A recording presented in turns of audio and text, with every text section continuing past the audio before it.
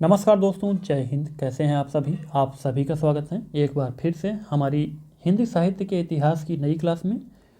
प्रत्येक दिवस आपको हिंदी साहित्य की क्लास मिलती है, तो उसी भांति आज की क्लास में एक बार फिर से मैं आप सभी का तहे दिल से स्वागत करना चाहता हूं। आज की क्लास का जो टॉपिक रहेगा वो हिंदी के कवि और लेखक और उनके उपनाम से संबंधित रहने वाला है। बहुत ही महत्वपूर्ण टॉपिक है। चलिए हम लोग क्लास की तरफ चलते हैं। तो क्लास आपकी बहुत ही महत्वपूर्ण रहने वाली है। हर एक चीज़ को इसमें कवर किया गया, कुछ भी जो है इससे बाहर नहीं जाएगा। देखिए, सबसे पहले बात करते हैं विद्यापति। तो विद्यापति को मैथिल कोकिल, कवि कंठार, कवि शेखर, अभिनव जयदेव, पंचानन कहा गया है। देखिए, सबसे इनका जो चर्चित दोस्तों उपनाम है वो है मैथिल कोकिल। मैथिल कोकिल इनका जो है सबसे चर्चित है। मैथिली भाषा के कवि हैं। मैथिली भाषा में इनकी जो है रचनाएं देखने को मिलती हैं, इसलिए इनको जो है मैथिल कोकिल के नाम से जाना गया है। बहुत ही महत्वपूर्ण है। देखिए, बात करें दोस्तों, इनकी जो रचनाएं हैं उसमें जो है मधुरता का अद्भुत संगम है और ये मैथिली भाषा के एक प्रसिद्ध कवि हैं। मैथिल कोकिल के नाम से इनको जाना जाता है। अयोध्या सिंह हरिऔध ने इनकी प्रशंसा में कहा है कि गीत गोविंद के रचनाकार जयदेव की जो मधुर पदावली है उसको पढ़कर जैसा आनंद आता है, सेम वैसा ही आनंद हमको जो है विद्यापति की पदावली पढ़ करके आता है। चलिए आगे देखिएगा, जयशंकर प्रसाद। तो जयशंकर प्रसाद को जो है क्या क्या कहा गया है? कलाधर कहा गया है। हिंदी कविता का सुमेरु, छायावाद का ब्रह्मा भी इनको जो है कहा गया है। चलिए, तो ये इनके नाम हो गए जयशंकर प्रसाद के। और ब्रज भाषा में जो है कलाधर नाम से कविताएं लिखते थे और छायावादी कवि के रूप में जो है प्रसिद्ध हैं, तो इसलिए इनको जो है कलाधर भी कहा गया है। अगला देखिएगा, महादेवी वर्मा। तो इनको जो है महादेवी वर्मा को क्या कहा गया है? इनको जो है आधुनिक युग की मीरा कहा गया है। क्या कहा गया है? आधुनिक युग की जो है इनको मीरा कहा गया है। क्यों कहा गया है? देखिए, जो इनकी रचनाएं थे उसमें प्रेम विरह की भावनाएं देखने को मिलती हैं और भक्ति काल में जिस प्रकार जो है कृष्ण की भक्त मीरा थी उनको जो स्थान मिला था वही स्थान आदि काल में महादेवी वर्मा को मिला है, इसलिए इनको आधुनिक युग की मीरा जो है नाम दिया गया है। काफ़ी महत्वपूर्ण है। माखनलाल चतुर्वेदी। तो इनको एक भारतीय आत्मा कहा गया है। क्या कहा गया है? एक भारतीय आत्मा। देखिए, इनकी जो कविताएं थी दोस्तों माखनलाल चतुर्वेदी की, उसमें जो है देश प्रेम, स्वतंत्रता की भावना, त्याग की भावना स्पष्ट रूप से दिखाई देती हैं, जो इनको जो है एक सच्चा देशभक्त और भारतीय आत्मा के रूप में दर्शाती हैं। इसीलिए इनको एक भारतीय आत्मा के रूप में जो है कहा गया है। बहुत ही महत्वपूर्ण है। कारण भी समझ लीजिएगा ताकि आगे आप सभी लोग कभी भूलेंगे नहीं। ठीक है, चलिए आगे देखिएगा। आगे हम लोग देखते हैं तो सूरदास। सूरदास की बात करते हैं। देखिए, सूरदास को जो है अष्टचाप का जहाज कहा जाता है, क्योंकि अष्टचाप के जो 8 कवि हैं उसमें सूरदास का एक काफ़ी अच्छा महत्व है, इसलिए अष्टचाप का जहाज कहा जाता है। हिंदी साहित्य का सूर्य भी कहा जाता है। क्या कहा जाता है? हिंदी साहित्य का सूर्य। वात्सल्य रस सम्राट भी इनको कहा जाता है। वात्सल्य रस सम्राट। देखिए, इनकी जो रचना है उसमें वात्सल्य और श्रृंगार, शांत रस का अद्भुत सहज वर्णन देखने को मिलता है। आगे बात करते हैं हम सभी लोग तुलसीदास। तो तुलसीदास को मानस के हंस, अभिनव वाल्मीकि, राम बोला, जातीय कवि भी इनको जो है कहा गया है, तुलसीदास जी को। ठीक है, और यहाँ पर दोस्तों सूरदास की बात कर लें तो एक काफ़ी महत्वपूर्ण पॉइंट है, वो छूट गया है। तो तुलसीदास जो है दोस्तों वल्लभाचार्य जो इनके गुरु थे, इन्होंने इनको जो है पुष्टि मार्ग का जहाज भी कहा है। क्या कहा है? पुष्टि मार्ग का जहाज। पुष्टि मार्ग का जहाज किसने कहा है? तो इनके जो गुरु थे वल्लभाचार्य ने।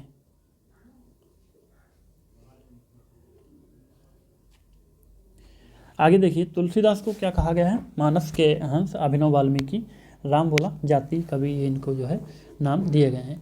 देखिए, गोस्वामी भी इनका जो है एक नाम है। गोस्वामी तुलसीदास आप सभी लोग पढ़े होंगे। तो पत्नी के धिक्कार के बाद सांसारिक मोह माया से विरक्त होकर ये सन्यासी हो गए थे, तब इनको जितेंद्री या फिर गोस्वामी की जो उपाधि थी वो जो है मिली थी। अब आगे बढ़ते हैं। तो वाल्मीकि को क्या कहा गया है? तो इनको आदि कवि कहा गया है। क्या कहा गया है? आदि कवि कहा गया है। आदि का अर्थ होता है पहले और कवि का मतलब कवि, यानी कि पहले के कवि। तो देखिए, इनकी एक रचना है दोस्तों वाल्मीकि की, आप सभी को पता होगा।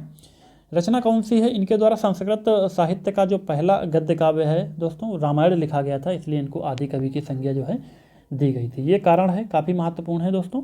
इनको जो है आदि कवि की संज्ञा क्यों दी गई, या फिर वाल्मीकि को जो है किसकी संज्ञा दी गई? तो आदि कवि की संज्ञा दी गई है। बहुत ही महत्वपूर्ण है। ठीक है, आगे देखते हैं। तो नंददास। नंददास को दोस्तों जड़िया कवि कहा जाता है। क्या कहा जाता है? नंददास को जो है जड़िया कवि कहा जाता है।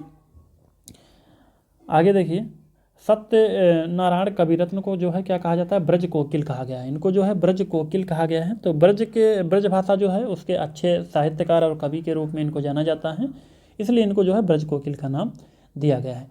इनका उपनाम दोस्तों कविरत्न है, जैसा कि आप सभी लोग देख सकते हैं, सत्यनारायण कविरत्न।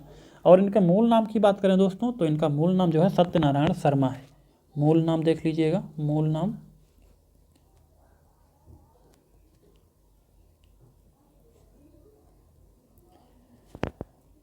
आगे देखिए, तो गया प्रसाद को जो है त्रिशूल कहा गया। क्या कहा गया है, त्रिशूल कहा गया है गया प्रसाद को। अगला है मैथिली शरण गुप्त। तो मैथिली शरण गुप्त को दद्दा कहा गया है, आधुनिक युग के तुलसीदास भी कहा गया और राष्ट्र कवि भी इनको जो है कहा गया है। ठीक है, ये प्रश्न शायद अभी मैंने पढ़ाया था मैथिली शरण को, तो वहाँ पर जो है एक ही दिखाया गया था राष्ट्र कवि। तो यहाँ पर देख सकते हैं 3 इनके नाम हैं दोस्तों, दद्दा, आधुनिक युग के तुलसीदास। तो आधुनिक युग के तुलसीदास इनको क्यों कहा जाता है, देख लीजिएगा। इनकी जो रचना है दोस्तों, उसमें जो है भारतीय संस्कृति और राष्ट्रीय और लोक चेतना में जो है लोक चेतना जो थी उसको बिल्कुल तुलसीदास की तरह इन्होंने जो है प्रस्तुत किया है, इसलिए इनको आधुनिक युग के तुलसीदास भी कहा गया है। जगन्नाथ रत्नाकर जो है इनको जकी कहा गया है। केदारनाथ अग्रवाल को जो है केन का कवि कहा गया है। देखिए, केदार और केन, यहाँ से आप लोग इस तरह से भी याद कर सकते हैं। तो केन का कवि कहा गया है और खेत का कवि भी कहा गया है। देखिए, खेत का कवि, खेत का कवि, ठीक है, क्या कहा गया, खेत का कवि इनको भी कहा गया है।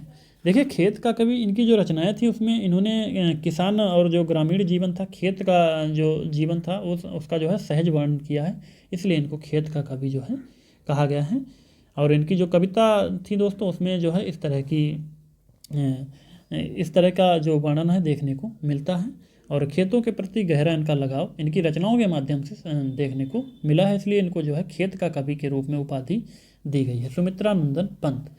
सुमित्रा नंदन पंत देखिए, कल्पना का कवि और प्रकृति के सुकुमार कवि, और जो है कल्पना का कवि और प्रकृति के सुकुमार कवि, ये इनके जो है उपनाम हैं, बहुत ही महत्वपूर्ण है सुमित्रा नंदन पंत। देखिए, प्रकृति का वर्णन इन्होंने किया है, प्रकृति के साथ इनका गहरा संबंध रहा है, इसलिए इनको जो है प्रकृति का सुकुमार कवि का नाम दिया गया है। ठीक है, चलिए आगे देखिए, हरिश्चंद्र। तो हरिश्चंद्र को जो है आधुनिक हिंदी साहित्य के जनक माने जाते हैं और इनका जो है एक उपनाम है भारतेंदु। आप सभी लोग देखे होंगे इनके नाम के आगे भारतेंदु हरिश्चंद्र जो है होता है। तो राम वृक्ष बेनीपुरी, इनको कलम का जादूगर कहा गया है। क्यों कहा गया है, इनकी जो रचनाएं थी दोस्तों उसमें जो है बहुत ही इन्होंने इनकी जो भाषा थी वो बहुत ही सहज भाषा थी और छोटे छोटे वाक्यों का प्रयोग किया था, जो कि पढ़ने में आसान और समझने में बिल्कुल आसान थी, इसलिए इनको कलम का जादूगर की संज्ञा जो है दे दी गई थी। चलिए आगे देखिए, पुष्पदंत। तो इनको अभिमान मेरु कहा गया है। माखनलाल चतुर्वेदी को एक भारतीय आत्मा कहा गया है। माखनलाल चतुर्वेदी को क्या कहा गया है, एक भारतीय आत्मा कहा गया है। इससे पहले वाले पॉइंट में मैंने आपको समझाया था क्यों कहा गया है। तो केशवदास को देख लीजिएगा, कठिन काव्य का प्रेत कहा गया है। इनको जो है कठिन काव्य का प्रेत कहा गया है। क्यों कहा गया है कठिन काव्य का प्रेत, आप सभी लोग देखिएगा। तो इनकी जो रचना थी दोस्तों, इसमें जो है अलंकार और जटिल शब्दों का प्रयोग इन्होंने किया था, जिससे आम लोगों के समझ से परे थी और समझने में कठिन और मुश्किल थी, इसलिए इनको कठिन काव्य का प्रेत कहा गया है। राजेंद्र बाला घोष, इनको बंग महिला कहा गया है। तो राजेंद्र बाला घोष हैं, इनको बंग महिला क्यों कहा गया है, बंगाल की संस्कृति और विचारों पर इन्होंने अपनी रचनाओं में प्रभाव डाला था, इसलिए इनको जो है बंग महिला के नाम से जाना गया है। ये एक महिला कहानीकार है, महिला कहानीकार। आगे देखिएगा, प्रेमचंद को जो है उपन्यास सम्राट कहा गया है। आप सभी को पता होगा प्रेमचंद को क्या कहा गया है, उपन्यास सम्राट। तो उपन्यास विधा को जो लोकप्रिय बनाया था इन्होंने, क्योंकि इनके काफ़ी उपन्यास आप सभी को मैं पढ़ाऊंगा आगे विधाओं में, तो इसलिए इनको जो है उपन्यास सम्राट कहा है। और इन्होंने ही जो है उपन्यास विधा को लोकप्रिय बनाया, जिसके बाद में बहुत सारे लेखक थे, उनको प्रेरणा मिली थी। तो आगे इस तरह से उपन्यास जो विधा थी ये काफ़ी प्रसिद्ध होती हुई चली गई थी। तो इनको जो है उपन्यास सम्राट कहा गया है। राजा राम शुक्ल को एक राष्ट्रीय आत्मा कहा गया है। क्या कहा गया है दोस्तों, राजा राम को जो है एक राष्ट्रीय आत्मा कहा गया है। ये एक स्वतंत्रता संग्राम सेनानी और राजनीतिज्ञ थे, तो इसलिए इनको जो है एक राष्ट्रीय आत्मा कहा गया है। राष्ट्र के प्रति प्रेम था और जो देश आज़ाद था उसमें भी इनका जो है काफ़ी योगदान रहा है, तो एक राष्ट्रीय आत्मा भी इनका नाम जो है दिया गया है। अगला देखिए गिरजा कुमार माथुर, इनको जो है क्या कहा गया है, तो गिरजा कुमार माथुर को जो है कहा गया है इंद्रियता का कवि। क्या कहा गया है? इंद्रियता का कवि कहा गया है। इसी तरह से तीव्र इंद्रियता का कवि अगर पूछा जाए तो गजानन माधव मुक्तिबोध को कहा गया है। ठीक है, यहाँ पर अगर तीव्र हो जाएगा तो गजानन माधव मुक्तिबोध नोट कर लीजिएगा। दुष्यंत कुमार को जो है गजल सम्राट कहा गया है। देखिएगा रामधारी सिंह दिनकर, तो इनको अनल का कवि कहा गया है दोस्तों, अनल का कवि। ये हमको सिर्फ एक ही दो जगह मिला है और बहुत जगह मैंने ढूंढा है, तो ये अनल का कवि जो है हर जगह देखने को नहीं मिल रहा है। तो इसके बारे में आप सभी लोग कमेंट में बताएंगे कि इसका क्या है, ये सही है या गलत है। तो इसको हम सभी लोग यहाँ पर जो है अभी तक पेंडिंग में रखते हैं। तो रामधारी सिंह दिनकर को राष्ट्रकवि भी कहा गया है, ये सही है बिल्कुल, राष्ट्रकवि। ठीक है, राष्ट्रकवि।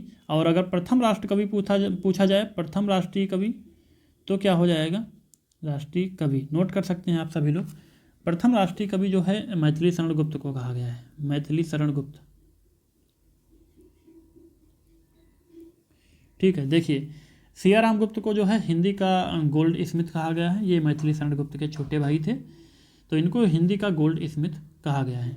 देखिए बिहारी को जो है हिंदी का गालिब कहा गया है, बिहारी को क्या कहा गया है? हिंदी का गालिब।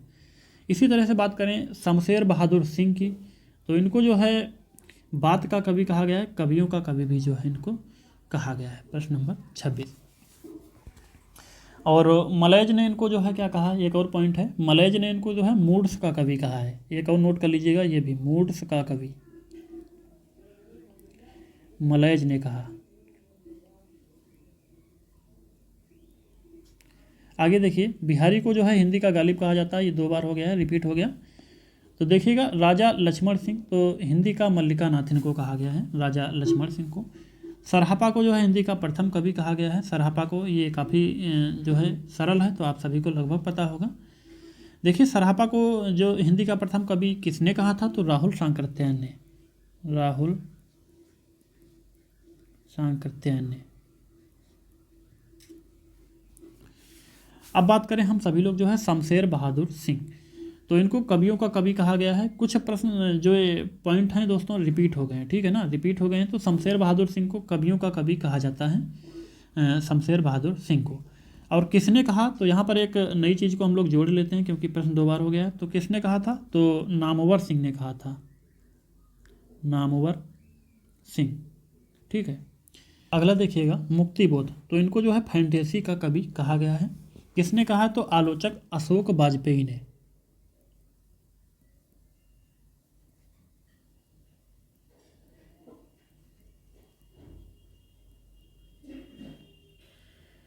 आलोचक अशोक वाजपेयी ने इनको जो है फैंटेसी का कवि कहा है। देखिए इन्होंने इनको जो कविता में फैंटेसी तत्वों की भी खोज की थी, इसीलिए इनको फैंटेसी का कवि कहा है। नागार्जुन को जो है आधुनिक कबीर के नाम से जाना गया है, नागार्जुन को क्या कहा गया है, आधुनिक कबीर।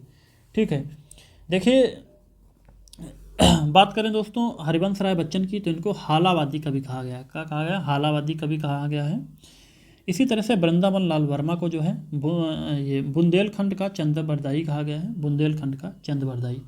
मतीराम की बात करें तो पुराने पंथ का पथिक इनको कहा गया है। क्या कहा गया? पुराने पंथ का पथिक इनको जो है कहा गया है।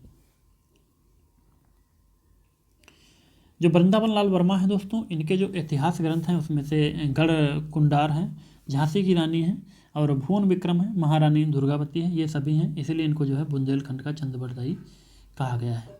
ये जो इनके नाम दिए गए हैं दोस्तों, ये मोस्टली जो है इनकी रचनाओं के आधार पर इनके नाम जो है दिए गए हैं। रामधारी सिंह दिनकर को जो है दिनकर की उपाधि मिली है, आप सभी को पता होगा, इनको जो है दिनकर की उपाधि मिली है। आगे देखिएगा, तो महाकवि कालिदास को भारत का शेक्सपियर कहा जाता है। इसी तरह से दुष्यंत कुमार को जो है हिंदी गज़लों के राजकुमार के रूप में जाना गया है। घनानंद की बात करें तो प्रेम के पीर का कवि कहा गया है, इनको जो है क्या कहा गया है? प्रेम के पीर का कवि कहा है। शुक्ल ने इनको जो है प्रेम के पीर का कवि कहा है। इनकी जो रचनाएं हैं दोस्तों उसमें प्रेम की गहरी पीड़ा को जो है दर्शाया गया है, इसलिए इनको जो है प्रेम के पीर का कवि कहा गया है। आधुनिक काल का इनको जो है सूरदास भी कहा गया है। क्या कहा गया है? आधुनिक काल का सूरदास। आगे देखिए, अयोध्या सिंह जो हैं, सॉरी ये अयोध्या सिंह है, यहाँ पर थोड़ा सा टाइपिंग मिस्टेक है, अयोध्या सिंह। तो ये इनको जो है कवि सम्राट के रूप में जाना गया है। हेमचंद देखिएगा, तो हेमचंद को प्रकृति का पाणिनि कहा गया है। क्या कहा गया है? प्रकृति का पाणिनि जो है कहा गया है। दोस्तों हरिवंश राय बच्चन, तो इनको जनता के बीच का कवि और हालावादी कवि भी कहा गया है। देख लीजिएगा प्रश्न नंबर 42। तो नागार्जुन ने इनको जो है जनता के बीच का कवि कहा है। किसने कहा है? ये नागार्जुन ने कहा है। इसी तरह से हालावादी कवि जो है देखिएगा, तो हालावादी काव्य के जनक भी ये जनक के रूप में जाने जाते हैं और हालावादी कवि भी इनको जो है कहा गया है। अगला देखिएगा वैद्यनाथ, तो इनको जन कवि कहा गया है। वैद्यनाथ को क्या कहा गया है? जन कवि कहा गया है। अब्दुल हसन को अमीर खुसरो, तोता ए हिंद, खड़ी बोली के जनक भी इनको कहा गया है। अगला देखिएगा स्वयंभू, तो स्वयंभू को अपभ्रंश का वाल्मीकि तथा व्यास भी कहा गया है। देखिए दोस्तों अपभ्रंश भाषा में इन्होंने जो है पौमचर्यु नामक प्रसिद्ध महाकाव्य की रचना की थी, जिसे जैन रामायण के नाम से जाना गया है। इसलिए स्वयंभू को जो है अपभ्रंश का वाल्मीकि तथा व्यास के रूप में जाना जाता है। हेमचंद की बात करें तो प्रकृति का पाणिनि, कलिकाल सर्वज्ञ की उपाधि इनको मिली है। इसी तरह से सूर्यकांत त्रिपाठी निराला, तो देख सकते हैं आप सभी लोग, निराला, महाप्राण, साहित्य, शार्दूल। मल्लिका देवी की बात करें हम सभी लोग, तो मल्लिका देवी जो है दोस्तों वो साध्वी सती प्राण अबला, और रामधारी सिंह दिनकर, तो इनको दिनकर, अधैर्य के कवि और समय सूर्य के नाम से जो है जाना गया है।